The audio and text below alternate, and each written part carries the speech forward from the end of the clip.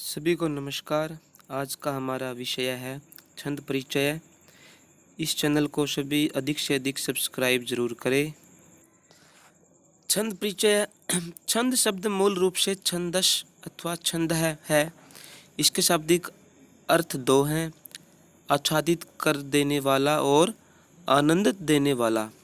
लय और ताल से युक्त ध्वनि मनुष्य के हृदय पर प्रभाव डालकर उसे एक विषय में स्थिर कर देती है और मनुष्य उससे प्राप्त आनंद में डूब जाता है। यही कारण है कि लय और ताल वाली रचना छंद कहलाती है। इसका दूसरा नाम वृत्त है। वृत्त का अर्थ है प्रभावशाली रचना। वृत्त भी छंद को इसलिए कहते हैं क्योंकि अर्थ जाने बिना भी सुनने वाला इसकी स्वर लहरी से प्रभावित हो जाता है। यही कारण है कि सभी वेद छंद रचना में ही संसार में प्रकट हुए थे। छंद शास्त्र के रचयिता है आचार्य पिंगल। आचार्य पिंगल ने छंद शास्त्र की रचना की थी। छंद संस्कृत साहित्य में श्लोकों के लेखन एवं उच्चारण में वर्णों की एक निश्चित व्यवस्था की गई है। एक नियम बनाया गया है उनको लिखने के लिए। इस निश्चित व्यवस्था को भी हम छंद या वृत्त कहते हैं। जो अभी परिभाषा बताई थी कि जैसे हम कोई पद्य अर्थात कोई श्लोक लिखते समय वर्णों की एक निश्चित व्यवस्था रखनी पड़ती है। ये नियम ही किसी भी श्लोक में हम कितने भी अक्षर कितने भी शब्द उसमें जोड़ सकते हैं, लेकिन उनके लिए एक पद्य लिखने का एक नियम होता है, निश्चित व्यवस्था होती है। इस व्यवस्था को ही हम छंद या वृत्त कहते हैं। भी श्लोकों में जिनको पद्य बोलते हैं, एक विशेष नियम के तहत ये होगा भाई इसमें 8 वर्ण, इसमें 16, 15, 20, 35, वो निश्चित व्यवस्था है, एक नियम है। उस व्यवस्था में ही छंद कहलाते हैं जो पद्य लिखते हैं। तो छंद में यति, गति इत्यादि के भी विशेष नियम होते हैं। गद्य सामान्य बोलचाल की भाषा के अनुसार होता है, जबकि पद्य में गति, लय और यति विराम का विशेष ध्यान रखा जाता है। विराम अर्थात रुक जाना, जिससे भाषा में गेयता आ जाती है। गेयता मतलब एक गायन पद्धति होती है, भाई हम गाना गाते हैं जैसे ऐसे, अर्थात छंदोबद्ध वाक्य गाने के योग्य हो जाता है।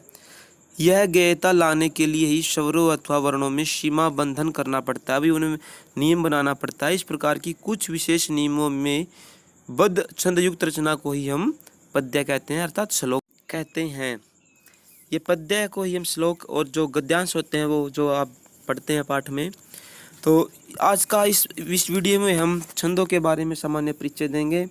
और सभी छात्र एक बार वीडियो को शेयर करें, चैनल को सब्सक्राइब करें और अधिक से अधिक सब्सक्राइब अवश्य करें। अब छंदों के भेदों के बारे में बताते हैं। छंद जैसे एक मात्रिक छंद होता है। मात्रिक छंदों में मात्राओं की गिनती की जाती है, अभी मात्राओं की गणना की जाती है कि कितनी मात्राएं हैं। दूसरा एक वार्णिक छंद होता है। वार्णिक छंदों में वर्णों की संख्या निश्चित होती है, भाई निश्चित संख्या होती है वर्णों की। इनमें लघु और दीर्घ का क्रम भी निश्चित होता है। एक नियम होता है भाई अब लघु है, फिर गुरु है और दीर्घ है, जबकि मात्रिक छंदों में इस क्रम का होना अनिवार्य नहीं है। वार्णिक छंदों में लघु और दीर्घ का होना अनिवार्य है। इस प्रकार ये मात्रिक और वार्णिक दो छंद हैं। ये मात्रिक और वार्णिक छंदों के अलावा एक मुक्त छंद होता है, जिस छंद में वार्णिक या मात्रिक प्रतिबंध न हो। भाई मुक्त छंद में वर्णों की और जो वर्णों की कोई निश्चित सीमा नहीं होती, नियम नहीं होता। तो हमारे जो 11th-12th के क्लास में विषय में जो हमारे ये जो वार्णिक छंद है, इनके बारे में ही विषय में दिए गए हैं और पेपर में आते हैं। लक्षण और उदाहरण लिखना छंद का। ये वैसे आपके ज्ञान के लिए छंद जो बताए गए, ये सिर्फ आपके ज्ञान के लिए कि भाई मुक्त छंद भी होता है, मात्रिक छंद भी होता है जिसमें यति होती है, और वर्णिक छंद होता है। तो इस प्रकार से अब ये चरण के बारे में बताते हैं। प्रत्येक श्लोक में 4 चरण या पाद या भाग होते हैं। जैसे 4 पंक्तियाँ होती हैं, जैसे आप देखते हैं। छंद के चौथे भाग को चरण कहते हैं। मात्राएं गिनने की क्या विधि होती है छंदों में? मात्राओं की गणना करते समय यह ध्यान में रखना चाहिए कि हर स्वर की एक मात्रा होती है। आप जिस स्वर व्यंजन प्रकरण में पढ़ा होगा आपने 9th-10th में भी। और दीर्घ की 2 मात्राएं होती हैं। परंतु यदि किसी हर्षों से परे, मतलब हर्ष वर्ण से परे संयुक्त व्यंजन हो, संयुक्त व्यंजन भी जो क्षत्र ज्ञ वगैरह होते हैं, जो संयुक्त व्यंजन हो, तो उस हर्षों को भी दीर्घ माना जाता है। मतलब हर्षों से परे संयुक्त व्यंजन हो तो उस जो हर्ष वर्ण होता है उसको भी दीर्घ माना जाता है। उसकी भी 2 मात्राएं ही माननी चाहिए, ये नियम है। और अब गुरु और लघु व्यवस्था बताते हैं। भाई गुरु लघु क्या होता है? गुरु अनुस्वार युक्त जैसे क के ऊपर अनुस्वार क, विसर्ग युक्त जैसे कह, कह के बाद में विसर्ग आ गई, तथा आ दीर्घ ई उ री लरी ए ऐ ओ औ, ये गुरु अर्थात ये दीर्घ होते हैं। और संयुक्त वर्ण से पूर्व का वर्ण, संयुक्त वर्ण से पूर्व का वर्ण जैसे अंग का अ, हर्ष होता है, हर्ष होता हुआ भी दीर्घ माना जाता है। अर्थात यदि वह हर्ष है तो उसको दीर्घ मान लिया जाएगा। और पद के अंत वाला वर्ण भी गुरु होता है। भाई ये भी एक निश्चित नियम है कि यदि पद के अंत वाला वर्ण वो भी गुरु ही माना जाता है। जैसे कि छंदो मंजरों में एक श्लोक है, उसमें बताया गया है, सानुस्वारश्च दीर्घश्च विसर्गो च गुरु भवेत् वर्ण संयोग पूर्वश्च तथा पदांत गोहपि वहा। भाई ये बता दिया, भाई जो हमने बताया कि यदि वो अनुस्वार से युक्त हो और उससे हर्ष होता हो भी दीर्घ माना जाता है, और पद के अंत वाला वर्ण भी गुरु मान लिया जाता है। लघु कौन से होते हैं? जैसे जो वर्ण अ ई उ री लरी, जो हर्ष है ये लघु होते हैं और इन्हें लघु कहते हैं। जैसे जो गुरु वर्ण का चिन्ह हम जो एस, जो स्क्रीन पर देख रहे हैं, एस द्वारा दर्शाया जाता है। और लघु का चिन्ह जो ये एक डंडा लगा देते हैं, या इसको हम एक या आई भी बोलते हैं। इस प्रकार ये एस और आई को हम लघु और गुरु के चिन्ह के रूप में समझ सकते हैं कि भाई ये गुरु होता है और ये लघु। अब छंदों के अंगों के बारे में सबसे पहले जैसे यति बताया है कि भी पद्य पाठ पढ़ते समय जो गति को हम तोड़कर एक विश्राम दिया जाता है, जैसे हम किसी श्लोक में कहीं पे थोड़ा रुक कर फिर आगे बोलते हैं, उसको यति कहते हैं। और जो गति होती है पद्य के पाठ में, जो भाव होता है, भाई पाठ का जो एक लय होती है उसको हम एक भाव में, एक लय में बद्ध, जब उसको हम भाव में गाते हैं तो उसको भाव को गति कहते हैं। और मात्रा बताया कि वर्ण के उच्चारण में जो समय लगता है उसे मात्रा कहते हैं। जैसे मात्रा 2 प्रकार की होती है, जो उसमें लघु और हर्ष उच्चारण करने वाले वर्णों की मात्रा लघु होती है और दीर्घ उच्चारण करने वाले वर्णों की मात्रा गुरु होती है। लघु का जो मान है वो 1, जैसे हम 1 लिखते हैं, ये जो, और जो इस चिन्ह से प्रदर्शित कर सकते हैं हम। इसी प्रकार गुरु मात्रा का मान 2, जो हम संस्कृत में लिखते हैं ना, ये रोमन से अलग। मात्रा का मान जो चिन्ह होता है 2, और उसे हम एस चिन्ह से प्रदर्शित करते हैं।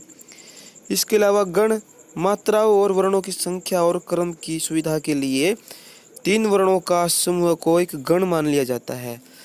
और इन गणों की संख्या 8 है, भी आगे बताएंगे। तुक, समान उच्चारण करने वाले शब्दों के प्रयोग को तुक कहा जाता है, भाई समान उच्चारण हो। प्रायः पद्य प्राय तुकांत होते हैं, भाई तुक जो इसके अंत में हो उसे तुकांत कहते हैं।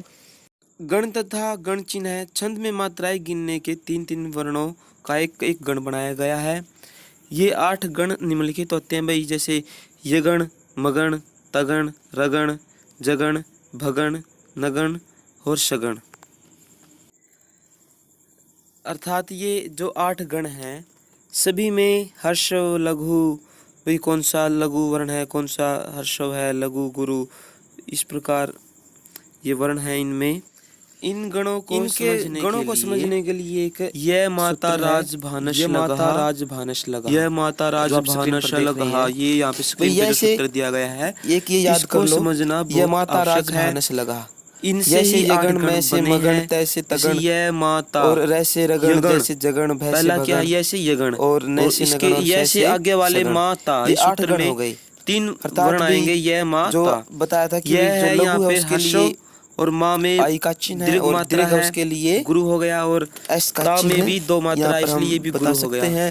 अर्थात तो ये गण में हम तीन तीन आदि का एक पहला गण वर्ण है, लघु ऐसे होगा, ये गण बाद के दोनों गण गुरु यह होंगे। भी हर्षव है, यह के बाद इसमें मैं एक से मात्रा, मगन, गय में भी फिर इसमें से माँ एक मात्रा है मा और ता रा, रा, इसमें यहाँ पे भी एक आगे वाले माँ से यहाँ दो पे वर्ण यह लेंगे गण। हम माता। लेकिन जैसे हम इसको तीनों का मगन मिला के में ये गण में माता रा, ये माता ये ये सूत्र सभी लेंगे, यह माता राज दीर्घ भानस मात्राएं लगा। हैं, दो मात्राएं हैं।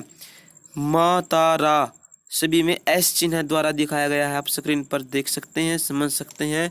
ये सभी गुरु वर्ण है इसमें मगन में।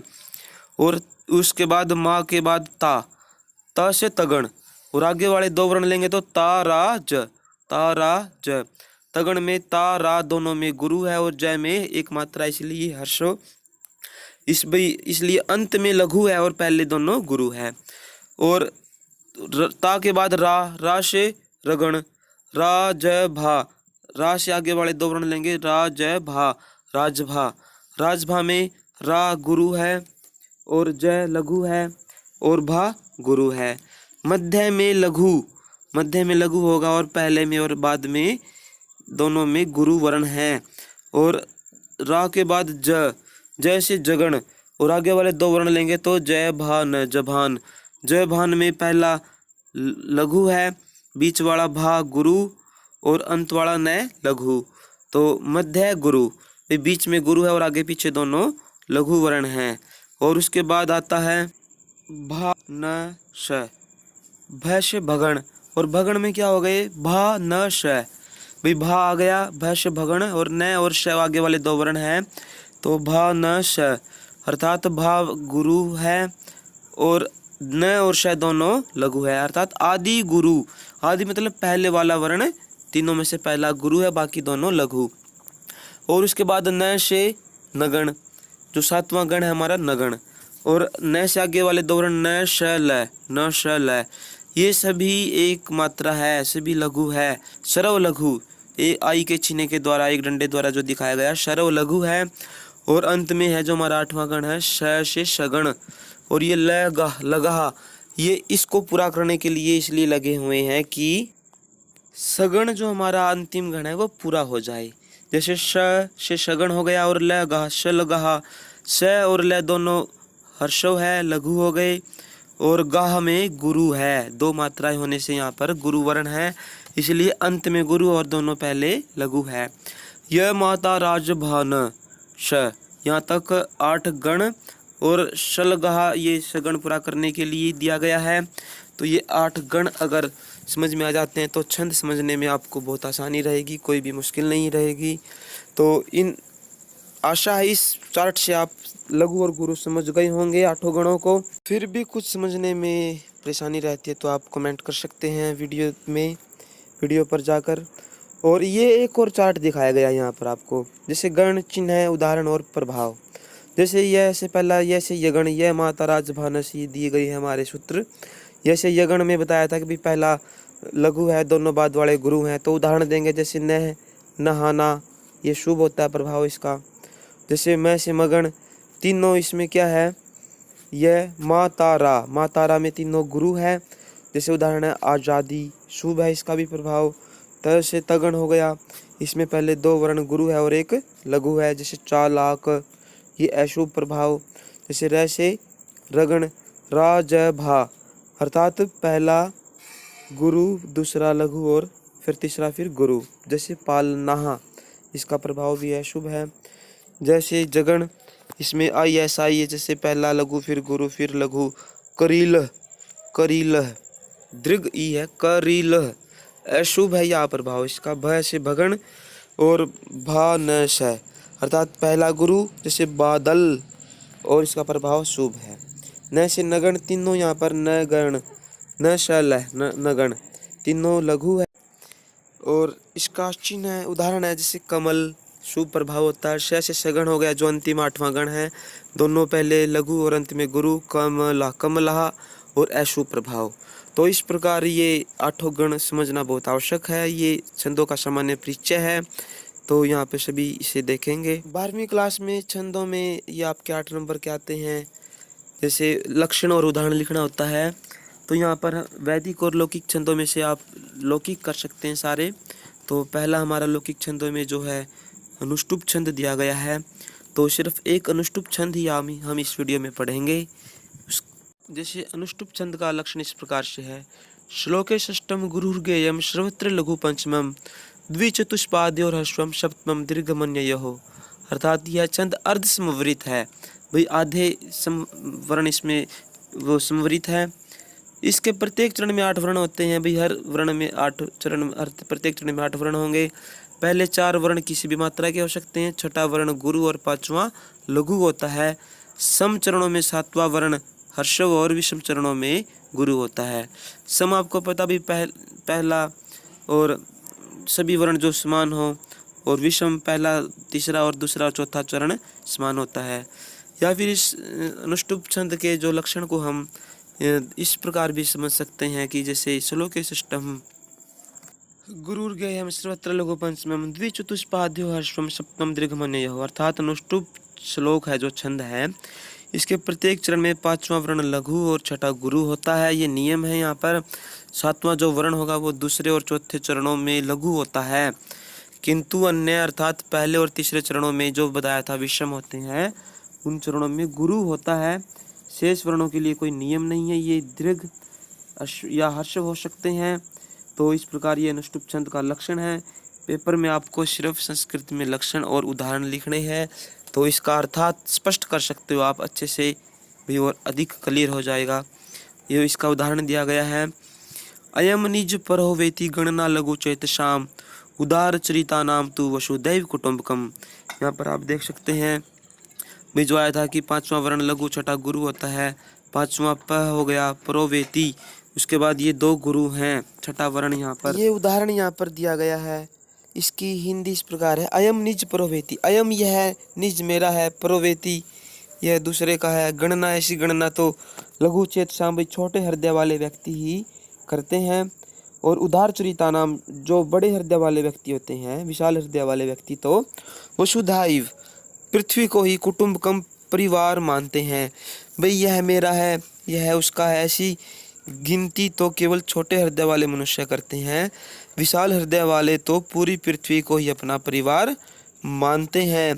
तो इस प्रकार यहाँ पर आपको सिर्फ संस्कृत में लक्षण और उदाहरण लिखने होते हैं पेपर में। एग्जाम में आप जो ये लघु गुरु की व्यवस्था और जो ये गण की व्यवस्था है, ये दिखानी भी इतनी आवश्यक नहीं है, केवल आपके समझने के लिए यहाँ पर दिखाई जा रही हैं। एक दूसरा उदाहरण भी है यहाँ पर।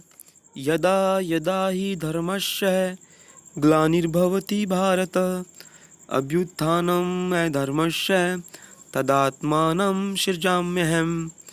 ये श्लोक एक बहुत ही प्रसिद्ध श्लोक है महाभारत के, जो गीता है, गीता महाभारत का विषम पर्व का अंश है, जैसा कि आप जानते हैं। तो वहाँ से ये श्लोक श्री कृष्ण भगवान अर्जुन को कहते हैं कि जब जब धर्म की हानि होगी तब तब मैं अब उसको अधर्म को नष्ट करने के लिए इस पृथ्वी पर अवतार लूँगा। तो यहाँ पर भी ये अनुष्टुप छंद का ही उदाहरण है। रामायण के श्लोक हैं जो, या फिर गीता में भी श्लोक, ये ज़्यादातर बहुत सारे श्लोक ही अनुष्टुप छंद में ही हैं। तो सभी बच्चे इस छंद परीक्षा में कुछ समझ में ना आए तो आप कमेंट के द्वारा पूछ सकते हैं। और पुनः ज़्यादा से ज़्यादा इस वीडियो को बच्चे सब्सक्राइब, शेयर, लाइक करेंगे, और अगली वीडियो में अगले छंदों को लेकर पुनः हाजिर होंगे। नमो नमः।